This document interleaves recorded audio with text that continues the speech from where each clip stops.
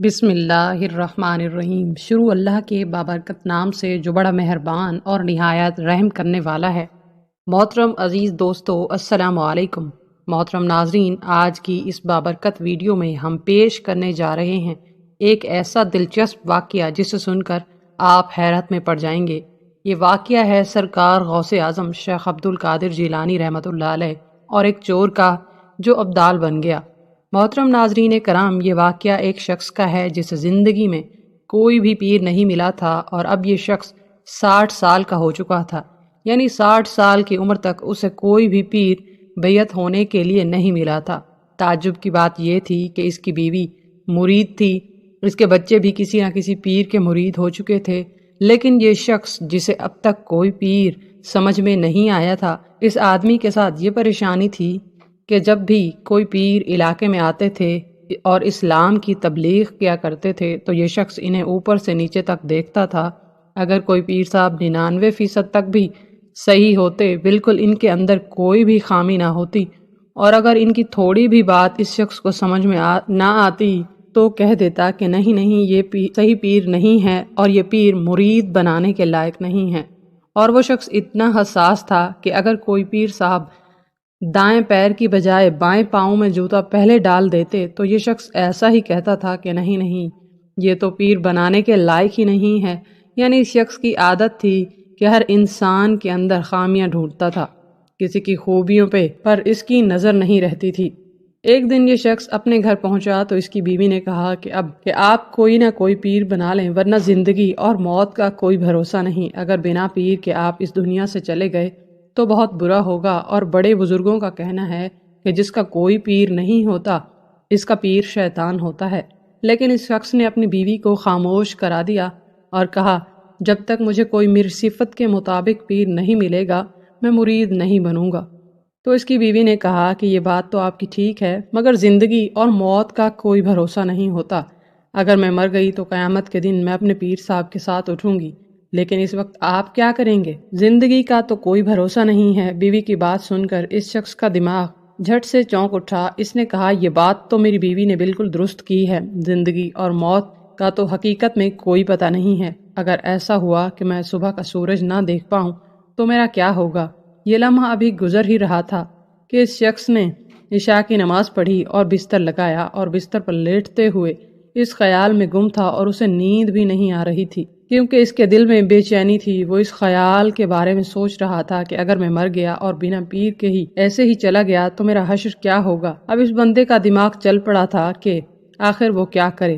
رات کا جب تیسرا پہر لگا تو یہ شخص اٹھ کر بیٹھ گیا اور اس نے پھر اللہ تعالیٰ سے وعدہ کیا کہ یا اللہ، اب مجھ سے صبر نہیں ہوتا۔ میں نے بہت نکتہ چینی کی، لوگوں میں برائیاں دیکھیں اور بہت عیب تلاش کیے اور ان کی خوبی کو نہ دیکھا بلکہ ان کی خامیاں دیکھتا رہا۔ اب کچھ بھی ہو، اب میں کچھ بھی نہیں دیکھوں گا۔ اب میرے پروردگار، میں تجھ سے وعدہ کرتا ہوں کہ میں ابھی اور اسی لمحے گھر سے باہر نکلوں گا، اور جس انسان پر بھی میری نظر پڑے گی اسے میں اپنا پیر بنا لوں گا، چاہے کوئی بھی ہو، انسان ہو چاہے وہ جیسا بھی انسان ہو۔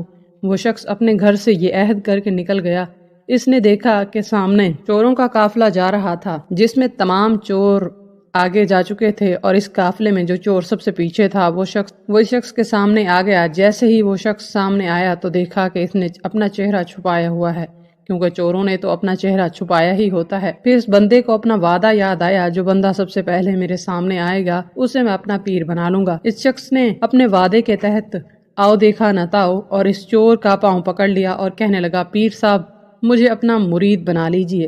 وہ شخص جو چور تھا اب اسے اوپر سے نیچے تک دیکھ رہا تھا کہ یہ مجھے پیر صاحب کیوں کہہ رہا ہے۔ وہ چور اسے سمجھاتے ہوئے کہنے لگا کہ بھائی، کیا میں تمہیں یہ پیر نظر آتا ہوں؟ میں تو خود کسی کا مرید نہیں ہوں، تو پھر میں تیرا پیر کیسے ہوا؟ وہ شخص کہنے لگا کہ مجھے اس سے کوئی مطلب نہیں، میں نے تو اپنے رب سے وعدہ کیا ہے کہ مجھے جو شخص اس وقت ملے گا میں اس کا مرید ہو جاؤں گا۔ آج میں وعدہ کر کے آیا ہوں کہ جو مجھے ملے گا وہ میرا پیر ہوگا، اور تم مجھے ملے ہو اور تم آئے ہو، اللہ تعالیٰ نے تمہیں میرے لیے بھیجا ہے۔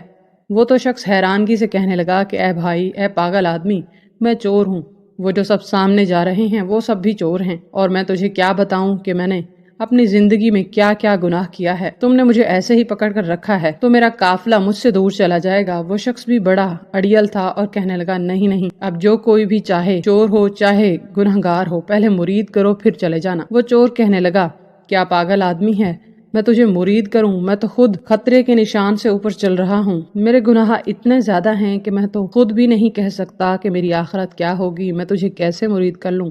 میں تو بہت بڑا چور ہوں۔ اس چور نے اس شخص کو اپنے تمام گناہ بتائے تاکہ یہ اس سے دور ہو جائے، لیکن وہ شخص تھا جو بڑا ضدی تھا، اس نے اس کے پاؤں اور زیادہ مضبوطی سے پکڑ لیے اور کہنے لگا اب تمہیں بالکل بھی نہیں جانے دوں گا، اب تمہیں بالکل بھی نہیں چھوڑوں گا۔ چور نے پوچھا ایسا کیوں؟ وہ کہنے لگا آج تک میرے سامنے جتنے بھی پیر آئے سب نے اپنی تعریف ہی کی ہے یا پھر ساتھ مریدوں سے اپنی تعریف کروائی ہے، تم نے تو اپنی تعریف نہیں کی بلکہ برائی کر رہے ہو۔ میں اب سمجھ گیا کہ سب نکلی تھے اور تم اصلی ہو۔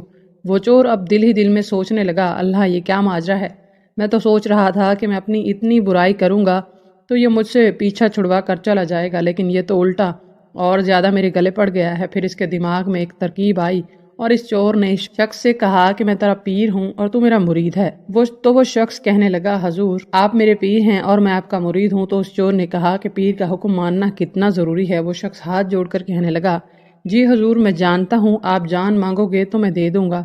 تو وہ چور کہنے لگا نہیں مجھے جان نہیں چاہیے، بس میرا اتنا حکم ہے کہ تو مجھے چھوڑ دے۔ اس شخص نے ضد میں آ کر کہہ دیا کہ اے میرے پیر میں تمہیں اپنی گردن دے دوں گا لیکن تمہیں ہرگز نہیں چھوڑوں گا، پہلے آپ مجھے مرید کرو۔ اس چور نے دیکھا کہ یہ تو بہت ضدی آدمی ہے، مجھے کوئی دوسری ترکیب سوچنی پڑے گی، تو اس نے اس شخص سے ادب سے کہا کہ وہ دیکھو سامنے گھر ہے، یہی ہمارا آج کا نشانہ تھا۔ میرے چور ساتھی تو پتہ نہیں دوسرے گھروں میں چلے گئے لیکن ہمارا نشانہ اسی گھر میں چوری کرنے کا تھا۔ سامنے تمہارے جو گھر ہے، ابھی میں تمہارے ساتھ چلوں گا، تمہاری نظروں کے سامنے چوری کروں گا، اس کے بعد تم تو یقین کرو گے نا کہ میں چور ہوں۔ تو وہ شخص کہنے لگا آپ کا جو بھی کام ہو پہلے مجھے مرید کرو۔ اس چور نے بھی کہہ دیا کہ ٹھیک ہے چلو میرے ساتھ۔ جیسے ہی یہ دونوں اس گھر کے پاس پہنچے تو اس چور کے دل میں خیال آیا، تو اس شخص سے کہنے لگا تو بھلا آدمی نظر آتا ہے، تو اللہ کی تلاش میں نکلا ہے اور تو مجھ بد نصیب کے ساتھ پھنسنا چاہتا ہے۔ میں تو بہت بڑا گناہگار ہوں، بہت گناہ کیے، میں ابھی بھی چوری کرنے ہی والا ہوں۔ دیکھو گناہ کرنا تو گناہ ہے لیکن گناہ دیکھنا بھی بہت بڑا گناہ ہے۔ تم وہاں مت جاؤ، تم یہیں بیٹھ جاؤ، میں اندر جاؤں گا اور چوری کا مال لا کر تمہیں دکھاؤں گا۔ اگر تم کو پھر بھی مجھ پر یقین نہ آئے، میں چور ہوں کوئی پیر نہیں، تو پھر میں تمہیں مرید کر لوں گا۔ اس شخص نے کہا ٹھیک ہے وعدہ کرو۔ اس نے کہا کہ میں وعدہ کرتا ہوں کہ میں تمہیں اپنا مرید بنا لوں گا۔ اس کے بعد وہ اندر چلا گیا اور وہ شخص وہیں بیٹھ گیا۔ جب وہ اندر گیا تو پورے مکان میں اندھیرا تھا، اندر روشنی بالکل نہیں تھی سوائے ایک چھوٹے سے چراغ کے۔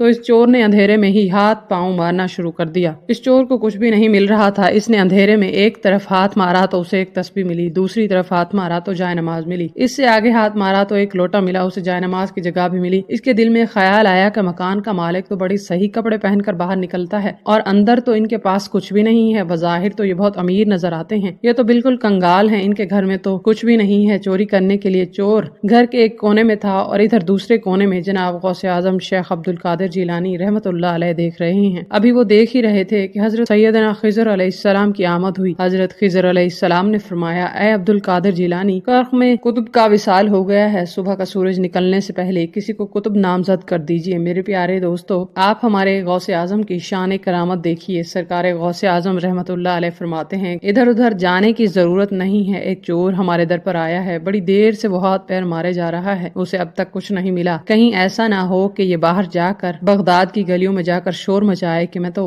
عبد القادر جیلانی کے گھر گیا تھا اور مجھے کچھ نہیں ملا، کہیں یہ میری سخاوت کے تانے نہ دے۔ اس لیے اے خضر علیہ السلام میں نے فیصلہ کر لیا ہے، اس بندے کو قطبیہ دے دی جائے، اسے اے خضر علیہ السلام اسے قطب بنا دیا جائے، اسے ہی ابدال بنا دیا جائے۔ اب تو شیخ عبد القادر جیلانی رحمۃ اللہ علیہ کا تیر چل چکا تھا، اب اس چور کو بھی تیر مل چکا تھا، اب وہ چور نہ رہا تھا، وہ تو ولیوں کی جماعت میں قطب بن چکا تھا۔ پھر اس چور کو سامنے بٹھا کر سرکار غوث اعظم رحمۃ اللہ علیہ نے اس پر نظر کرم فرمائی۔ جب 3 دن ایسے ہی گزر گئے تو سرکار غوث اعظم رحمۃ اللہ علیہ نے فرمایا کہ اے شخص، تجھے اس لیے مرید نہیں کیا کہ اس لیے ولی نہیں بنایا کہ تم بس مجھے دیکھتے ہی رہو، اب تمہاری کوئی ذمہ داری بھی ہے، کرک کی زمین اب تمہارا انتظار کر رہی ہے۔ اس شخص کو سرکار شیخ عبد الجیلانی رحمۃ اللہ علیہ نے خلافت کا درجہ عطا کیا، اپنا خلیفہ بنا کر روانہ کیا وہ مرید اپنے پیر کے حکم کے مطابق جانے لگا تو غوث اعظم نے فرمایا، اے بیٹے سن تو صحیح، تو کرخ تو جا رہا ہے لیکن باہر تیرا ایک مرید تیرا انتظار کر رہا ہے۔ پہلے شخص کو مرید کر پھر اس کے بعد کرخ میں جانا۔ یہ وہی شخص تھا جو آدھی رات کو پیر ڈھونڈنے نکلا تھا، اور سرکار غوث اعظم کی نظر کرم دیکھیے کہ انہوں نے ایک چور کو ابدال بنا دیا۔ اسے یہ بھی بتا دیا کہ 3 دن سے تیرا ایک مرید جو اسی رات تجھے ملا تھا وہ ابھی تک باہر بیٹھا ہے اور تیرا انتظار کر رہا ہے۔